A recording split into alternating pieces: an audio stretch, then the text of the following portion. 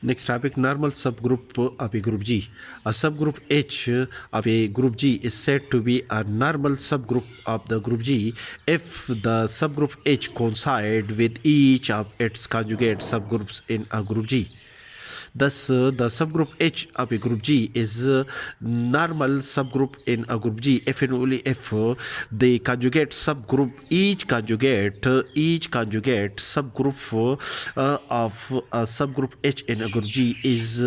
equal to the subgroup H in a group G for each G belong to the group G. That is, if G1 is an element of the group G, then the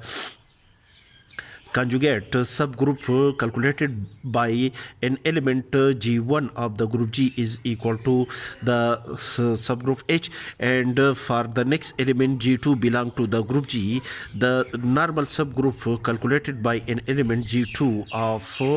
the subgroup H of a group G is also equal to the subgroup H of the group G. And for an element 3, G3 belong to the group G, the normal subgroup of the subgroup H in group G calculated by an element G3 is also equal to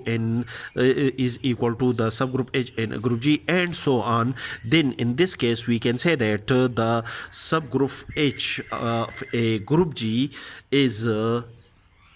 subgroup H of a group G is called normal subgroup in a group G.